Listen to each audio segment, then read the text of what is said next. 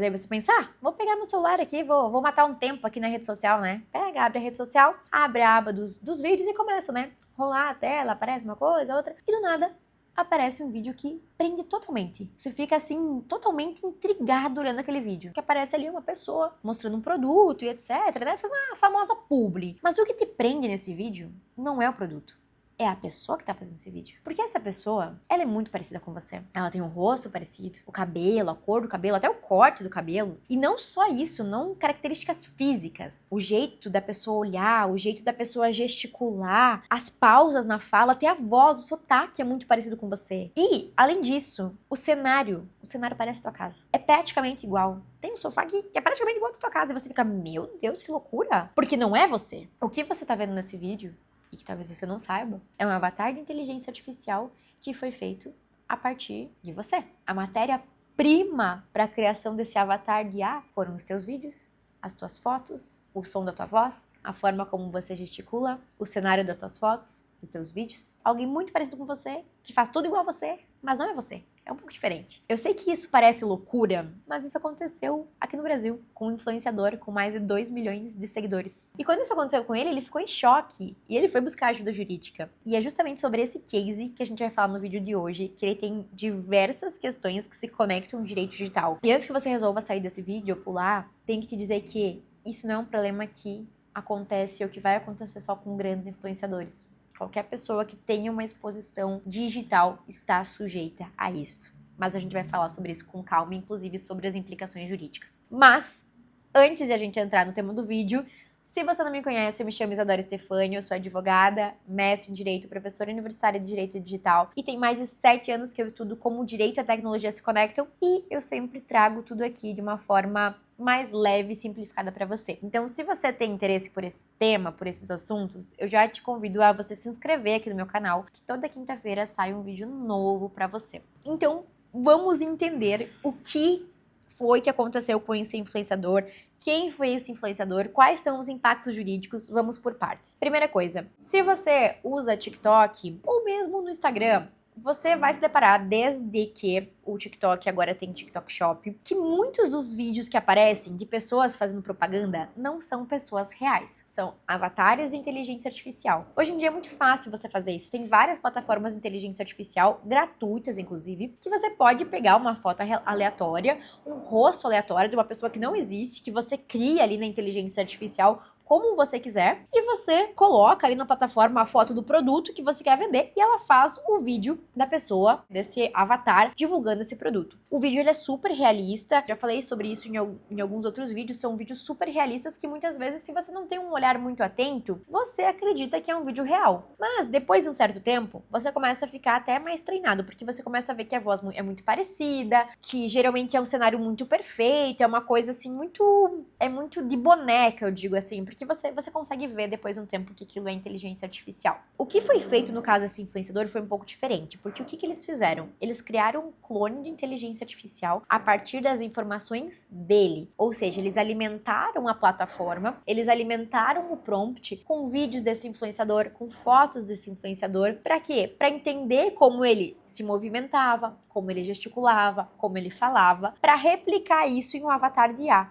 Ou seja, eu quero um avatar de IA que se mexa igual fulano, que fale igual fulano, que tenha um cenário bem parecido com fulano, mas não tenha o rosto igual fulano. Tem que ser bem parecido, assim, porque já que ele engaja, que ele é bom, né? Eu quero algo bem parecido, mas não igual. Então, eles fizeram isso e geraram esse avatar com um rosto genérico, não igual, desse influenciador. E o que eles fizeram? Começaram a utilizar esse avatar para vender produtos. Para vender relógio, roupa, calçado, N produtos. Até chiclete energético. E aí você vai dizer, mas ninguém cai nisso, Isadora. Gente, esse perfil aí, ele chegou a ter 330 mil seguidores antes dele ser denunciado. E assim, ele interagia super com as pessoas, porque uma vez que você cria esse clone, você já tem um avatar pronto, você só vai mudando os comandos, o que ele vai respondendo. Então ele respondia a pergunta dos seguidores, mandava beijo, não sei o quê. Então tinha pessoas, inclusive, demonstrando até, né, um interesse o interesse afetivo por ele, né? Tipo, ai, que lindo, nossa, né? Está afim de um date, algo assim. Porque foi feito de uma forma tão realista, de uma forma tão bem feita, que muitas pessoas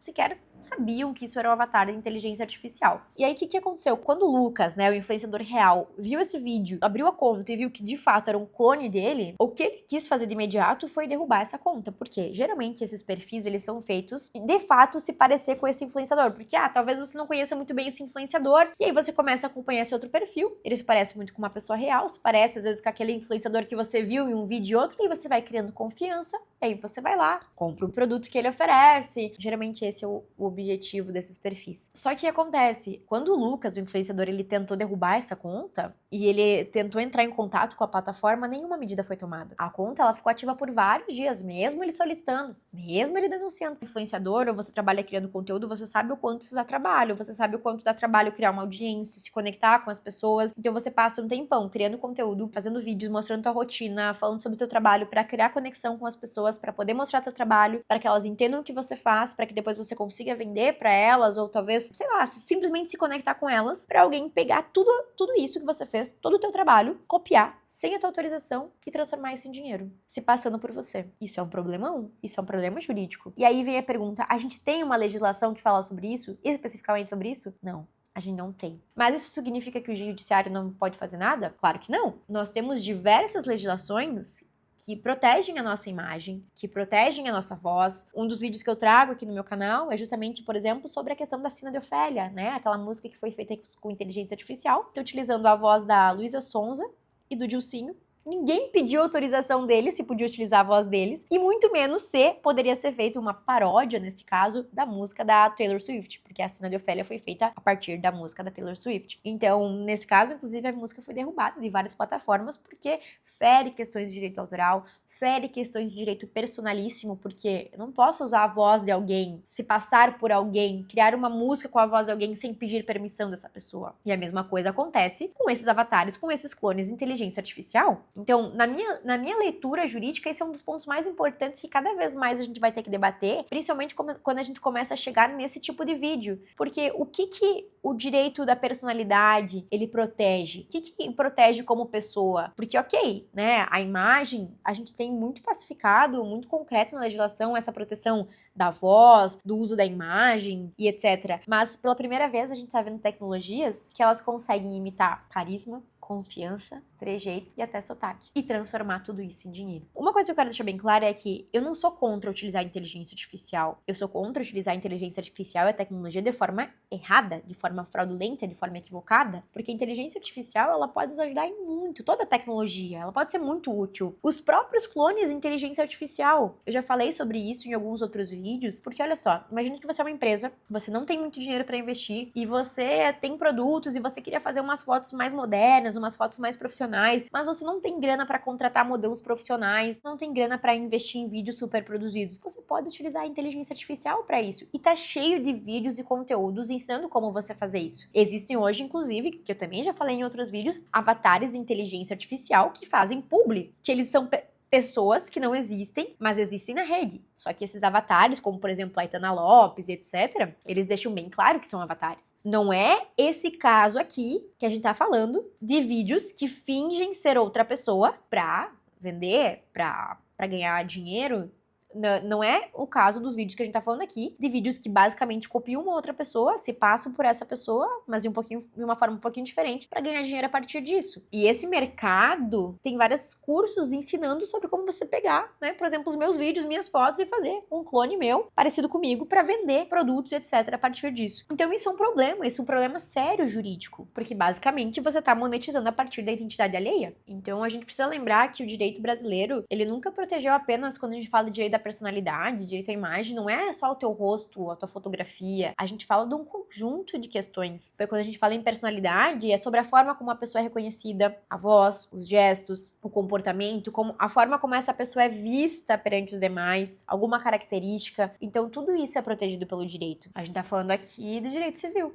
É uma área que totalmente, diretamente se conecta quando a gente fala do direito digital, né? Porque o direito digital, ele não existe como uma área separada. É uma área que ela permeia todas as áreas. Porque cada vez mais vão surgindo tecnologias, novas questões, como esses tipos de avatares, que elas confrontam diretamente a legislação que a gente tem hoje. A gente não tem uma legislação que fale especificamente o que fazer, qual tipo de responsabilização nesse caso. Mas aí a gente pode utilizar como equiparação esses outros dispositivos, esses outros fundamentos que a gente tem no nosso Código Civil brasileiro, na nossa Constituição Federal, que protegem os nossos direitos para que a gente consiga pedir que essa conta seja derrubada, pedir uma remoção, pedir que em caso de, eventualmente, dependendo da situação, a plataforma se recusa a derrubar, você está sofrendo prejuízo, que você venha pedir uma indenização. Pode até conectar isso com até a própria seara penal, a depender dos reflexos de tudo isso. Claro que dentro do direito existe sempre aquela máxima, né?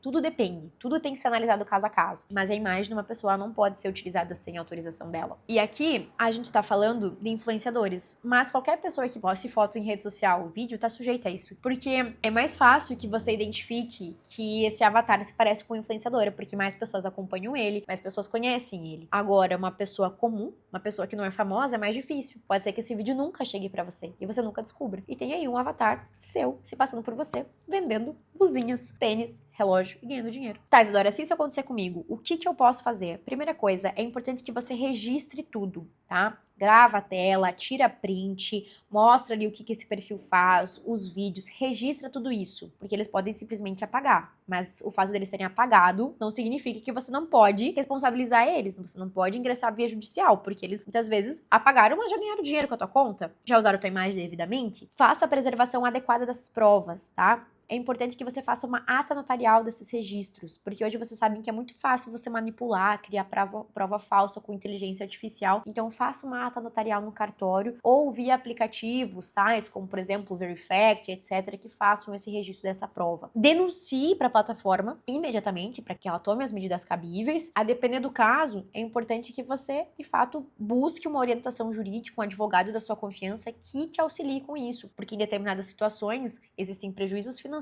prejuízos muito maiores, prejuízos como fraude, etc, né? Pessoas que estão vindo buscar você em razão de um prejuízo de uma outra conta, dessa conta que se parecia com você. Então, busca um advogado da sua confiança que auxilie de uma forma assertiva sobre quais são as medidas cabíveis, quais são as melhores alternativas a serem adotadas no teu caso, porque cada caso é um caso. Mas enfim, se você gostou desse conteúdo, se esse conteúdo é do teu interesse, já deixa um like desse vídeo e se inscreve no meu canal para você ficar por dentro de tudo que acontece no universo do direito e da tecnologia. Até a próxima quinta.